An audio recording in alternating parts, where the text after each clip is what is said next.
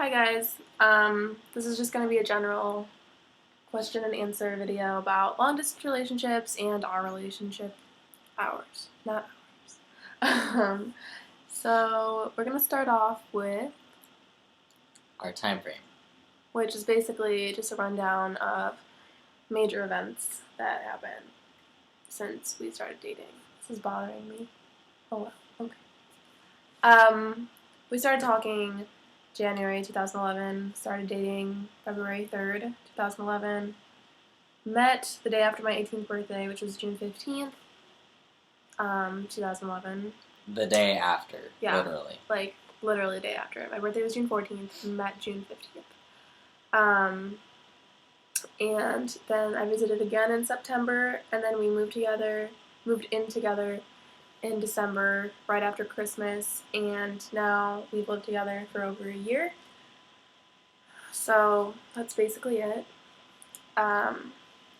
Another question that's super general, but we get it all the time is, how do you make it work? And that's like the most broad question in the world. Yeah. But I get it all the time, and I've answered it a million times, but I'll just answer it again. It really comes down to constant communication. There shouldn't be a day where you and your long-distance partner don't talk, because that's kind of an issue when you don't see each other either. And it takes a lot of trust, obviously, which was an issue for us, not because he was untrustworthy, but because I'm really insecure. So I was super paranoid all the time. Fortunately, it didn't tear us apart, but... Fortunately. I mean... It could have happened, I'm not gonna lie. Yeah. I was super paranoid, which usually isn't a good thing if you're in a long-distance relationship, but everything's great, so yeah, that worked out. So yeah, communication and trust, which are pretty essential in any relationship, but I feel like it's kind of emphasized when you don't have the physicality as a component. And what else? Oh, next thing? Yeah. When people are saying, I don't like this or that about my partner, and then I don't think they're still into the relationship, / they're drifting away. And I surprisingly get this a lot as well. I think... Which is hard to tell in an online relationship, sorry, but it's just hard to tell if someone's drifting away or not, because what if the person's busy? I mean, you can tell if someone's being cold with their answers or not. That's true. You know, I think that you can tell if they're drifting if there's not a lot of priority with communication. If they don't seem like they want to talk to you, they probably don't. That sounds so harsh. Also, I'd just like to say right now, a lot of my answers are going to sound really harsh and brash, but, that's just the way it is. A lot of these things are not what you want to hear. And also, keep in mind that I'm not, a relationship expert. These are just my own personal opinions. So if there's something that you disagree with, that's okay. You can disagree with it, and maybe I'm wrong, or at least in your situation, because every relationship is different. But these are just what I think are important. So if there's something that you don't like about your partner, whether it be something about their personality or actions they're doing, for example, let's pretend your partner smokes weed, because I've gotten this before. This is just an example. And you're not okay with that, but they don't want to stop, you need to either find some common ground, try to accept the fact that they smoke weed, compromise, see if they'll quit, or get out of the relationship. Because if there can't be any common ground found, or if, there's no point in just having constant arguments and disagreeing over something. Relationships are about compromise, and if you can't do that, then things probably won't work out, because it's going to be an issue that just keeps popping up and will probably tear you apart. So if there's really something you can't stand about your partner, it's probably just a good sign to get out of the relationship, because you're going to butt heads. Exactly, and that goes to any relationship, and like I said, I think a lot of things are really emphasized with long-distance relationships because there is no physicality, and so it's just a lot harder to maintain, and just a long-distance relationship in general. They're already hard enough. You shouldn't make things harder on you than they already are. And they have such a high chance of just not working out. Okay. So, whether it be before or after you guys even meet. What else? Were you nervous when you met? I mean, kind of. Yeah, but no. I was. I was nervous, but I wasn't really. I was more nervous about you not liking me rather That's than how I me was not nervous, liking you. yeah. Like, I knew you were gonna be perfect. I was just like, oh, he thinks I'm ugly, or thinks I like look different in person, or thinks I'm annoying. You know what I mean? It was never about me being worried about what to expect with him. It was the opposite. So I was worried about that up until you left, because what if you were just putting it off until you left, so it was less awkward? Then you're just like, it's not gonna work out. wait, you thought what? Like, I thought, like, I was worried about you not liking me, but at the same time, if you didn't like me, were you gonna make it obvious up until you left, or were you gonna address it after you left so it was less So awkward? basically, like, your anxieties weren't really quieted until like I got back home, and you were like, oh, she actually still like is really into me. Yeah. I guess I can see what you're saying. I don't really think that ever really came to mind with me, just because I was so in the moment with everything. Like, I didn't have time to. I just didn't really think about my anxieties about it because there was so much other stuff going on. Yeah. What else? How did you get your parents to let you go, and were they okay with it? Well, as stated earlier, I won the day after my 18th birthday because they couldn't do anything about it. So that should kind of tell you that they weren't okay with it. But I was an adult and they couldn't do anything about it. And so they kind of just had to accept it or not accept it. Whether or not they approved, I was still going to do it. So it was just a lot easier, I guess, to accept it than to fight with me about something that I was going to do anyway. And they really were uneasy with it up until I got home safely because internet's a scary place. And it is scary. Yeah. Watch out. Watch out. Catfish. Watch it. Seriously, but okay. MTV show Catfish, we helped cast. Just that's a random side note, has nothing to do with what I'm about to say. But some of you have asked questions if Catfish is the show that we helped out with, and yes, it is.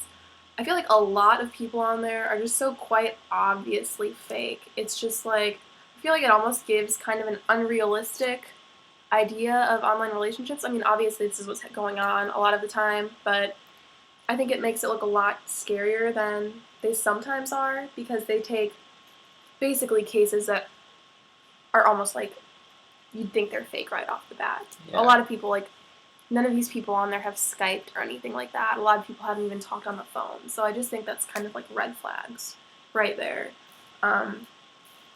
Anyways, where were we going with that? That was just a side note. Side note. Okay, yeah. And then what now? How did you decide who moved? Pretty much right off the bat, we just talked about me moving. He was living on, like, not with his parents at the time. I was still living with my parents. So for us, it kind of made sense for me to go there because he was already on his own and had a job and was on his feet. And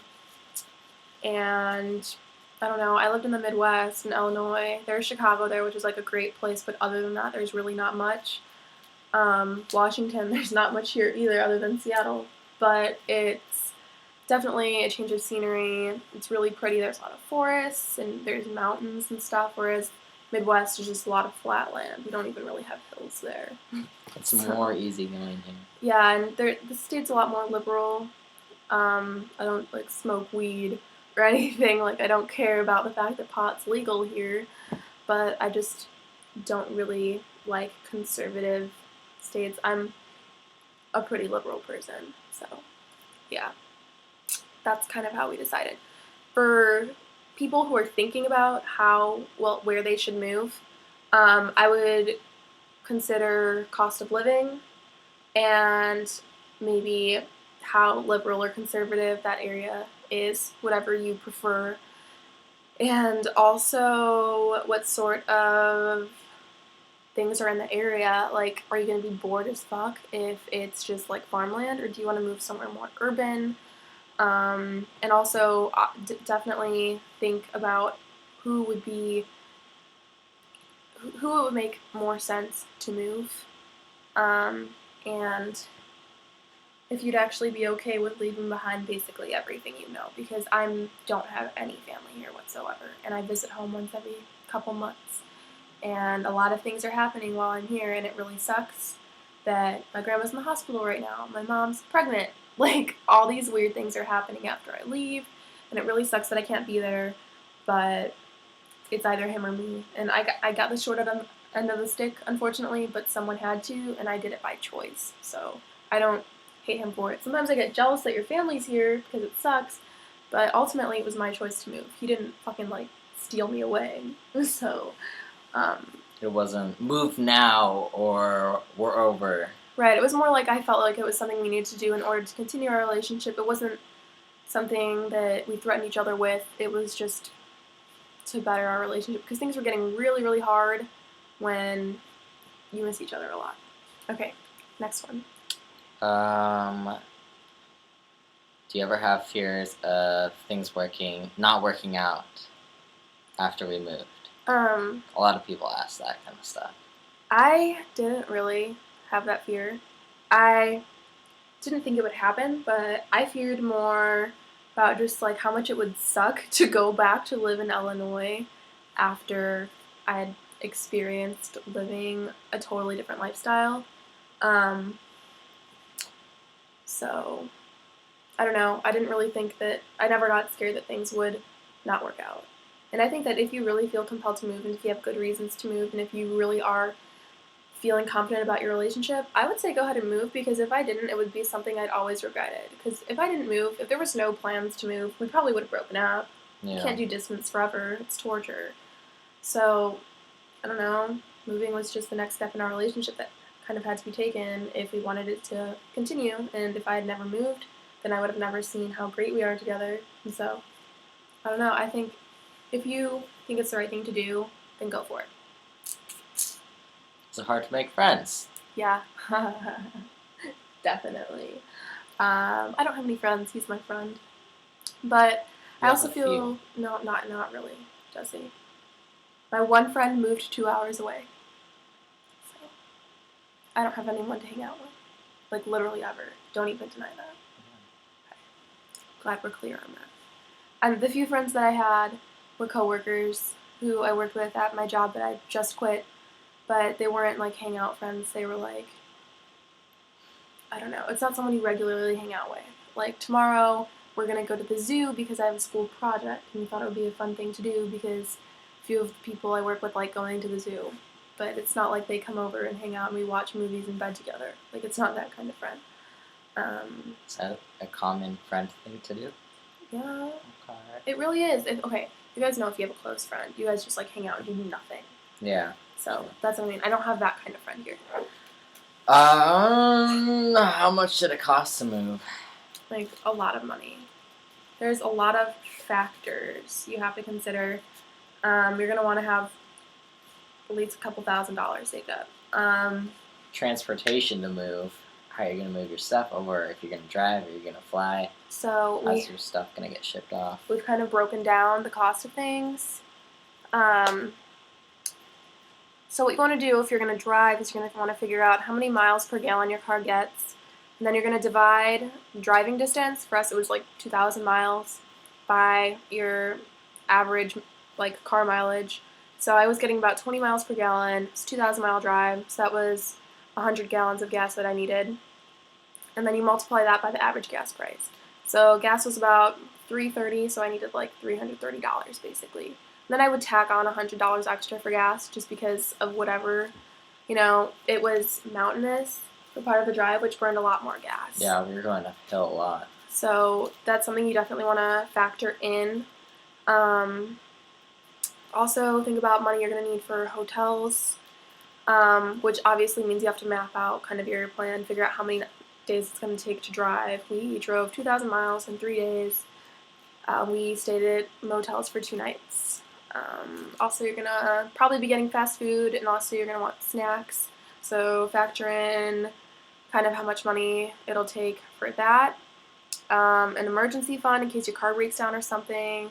And you're going to want to get your car checked out just before you go, just like a general check of your car. You're going to want to get an oil change, and you're going to want to get your tires filled with air and probably rotated. Also, when you get there, if you don't have a job set up, you're going to want to have a couple months rent money, grocery money for at least 1 to 2 months. Just because times is hard, man. Like, you don't know if you're going to get a job right off the bat. Remember when I was interviewing in Illinois, it took me like a month to find a job, so. And that's pretty quickly, in all honesty. And then if you're going to be flying, you're going to want to figure out the cost of the ticket, plus checked baggage if you have any. I normally fly American, usually $25 per bag for the first 2 bags, and then $50 for every next bag. So even baggage itself can be really expensive. Also, I'd like to throw in, no, never mind, I already said it. Never mind. I was going to say I wanted to throw in to the where to move, the cost of living. I definitely consider that, but I'm pretty sure that's like the first thing I mentioned. Yeah. And then last thing I think we should talk about, even though it's not listed on our little to-do list, is it expensive to live together? That's all dependent on where you live in the country. There's different minimum wages. There's different, property definitely varies in cost depending on how rural or urban the area is you want to live in. Right now, with utilities and our apartment, we're probably paying about $1,000 a month to live here. Which isn't bad. Which isn't that bad, but I know some people can get like apartments for $400, like elsewhere. So that probably sounds like a lot. But we also have the highest minimum wage in the country. But if you live in the city here, in this area, it's like $1,000 just for a studio apartment. So we've got a 1-bedroom, which is better. So yeah, we're living about 30 minutes outside of Seattle. But anyway, yeah. So we have a really high minimum wage here. So it also really just varies on minimum wage. Some places have like $5. Here it's $9.20 something. But keep in mind that's not a lot of money when the cost of living's higher. Also, you're going to be paying for food. Between us, we'll probably spend about $300 on food a month, if not more, because we get fast food and we go out to dinner sometimes. And you're going to be paying for toiletries, shampoo, makeup if you're a girl. Like, there's so many things that you don't even think about the fact that you have to pay for, like toilet paper. Like, no one wants to pay for that, but you have to pay for it. Soap. Yeah, we're always like, we're out of soap, and then we hate spending money on soap because it's like, it doesn't seem like something you need. It's something you obviously need, but it's not something you want to spend money on. Gas. Tons of money for gas. If you have a pet, you're going to want to spend money on your pet. If your car breaks down, you're going to need money for that. If you need to furnish your apartment, that's several $1,000s right there. So, definitely lots of costs. Oh, phone bills. I mean, mine's $50 a month, and I'm on, like, that's really cheap because I'm on, like, a family plan. So, lots of things to consider. I'm not saying that we can barely make ends meet, but Jesse has a pretty well-paying job. It's not like he's like a CEO of a bank or something, but he makes, I don't know, like a decent amount of money. He's a manager at a store, so that's a relatively good paying job. I was working minimum wage, and I was getting about probably 20 hours a week, and also getting $250 a month from my grandparents from a little trust fund thing they have set up. And we didn't really have money to spare. We didn't buy ourselves things. And so probably reeling in at least $1,600, more than that. Probably like $1,800 a month, almost $2,000, and we couldn't even really buy ourselves nice things. Yeah. So things are not cheap.